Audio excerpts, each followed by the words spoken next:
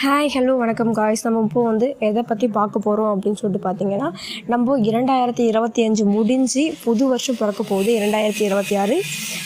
நம்மளை தெரிஞ்சோ தெரியாமலோ 2025 ஒரு சிலருக்கு நம்மளே அறியாமல் நம்ம வந்து கெட்டது பண்ணியிருக்கலாம், இல்லையா அவங்களுக்கு அதிக அளவில் நன்மையும் நம்ம வந்து செஞ்சுருக்கலாம்.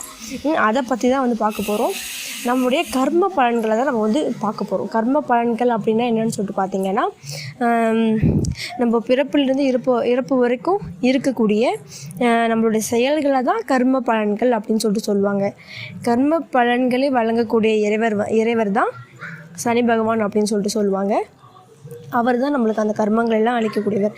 நீங்கள் நல்ல கர்மங்களே செஞ்சீங்கன்னா உங்களுக்கு கண்டிப்பாக லைஃப்பில் நல்லதே நடக்கும்.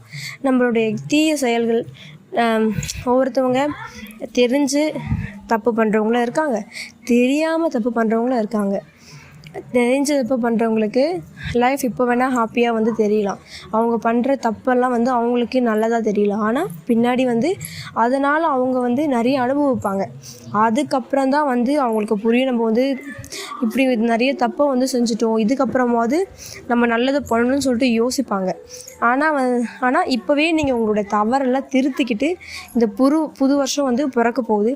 அதுக்காக நீங்கள் நல்ல செயல்படுங்க, உங்களுக்கு நல்லதே நடக்கும். நீங்கள் இது வரைக்கும் செஞ்ச தப்பெல்லாம் இந்த 2025 அப்படியே மூடிட்டு 2026 வந்து பிறக்க போகுது.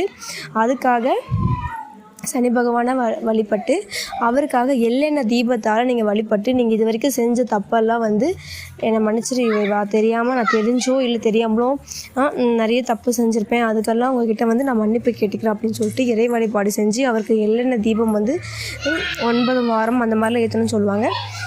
அந்த மாதிரிலாம் நீங்கள் ஏற்றவரை வழிபட்டீங்க அப்படின்னா ரொம்பவே நல்லது. அது மட்டும் இல்லாமல் வருஷ பிறப்பு முதல் நாள் வந்து உங்கள் குலதெய்வ வழிபாடு வந்து ரொம்பவே நல்லது. குலத்தை காக்கக்கூடிய இறைவன் தான் குலதெய்வம் வந்து சொல்லுவாங்க. இந்த மாதிரி உங்களுடைய குலதெய்வம் வந்து உங்கள் முன்னோர்கள் வழிபட்டது உங்களுடைய குலதெய்வம்.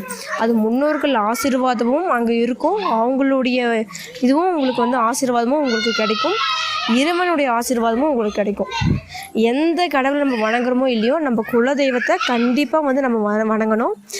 குலதெய்வம் மட்டும்தான் கஷ்ட காலத்தில் கை கொடுக்குற கடவுள் நம்மளோட குலதெய்வம் தான் நம்ம வந்து சொல்லுவாங்க. குலதெய்வத்தை வணங்காமல் நீங்கள் விட்டுட்டீங்க அப்படின்னா கண்டிப்பாக வந்து உங்களுக்கு கஷ்டம் வந்து இருந்துக்கிட்டே இருக்கும்.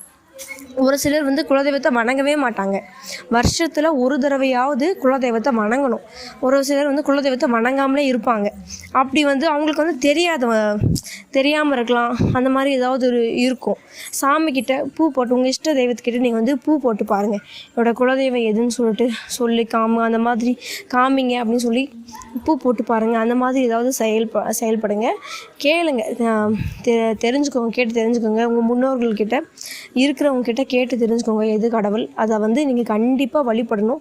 வழிபட்டால் மட்டும்தான் உங்கள் வாழ்க்கையோட அடுத்த ஸ்டேஜ்க்கு நீங்கள் வந்து போக முடியும். இறை வழிபாடு இருந்தால் மட்டும்தான் நன்மைகள் வந்து கண்டிப்பாக நடக்கும். நம்ம புது வருஷம் வந்து இது வந்து பிறந்திருக்கு, புதுசாக எல்லாத்தையும் ஆரம்பிப்போம், கெட்டது எல்லாத்தையும் முடிச்சுட்டு நல்லபடியாக செயல்படுவோம். இது வந்து நம்மளுடைய கர்ம பலன்களில் சேரக்கூடிய ஒன்று. நல்ல கர்மத்தை செய்வோம், நல்லதே நடக்கும், நல்ல மாதிரி வந்து இருக்கலாம். எல்லாருக்கும் இனிய புத்தாண்டு நல்வாழ்த்துக்கள். Many more wish you happy new year. சேனலை பார்த்துட்ருக்கிற எல்லாருக்கும் ஓகே, பாய் காய்ஸ்.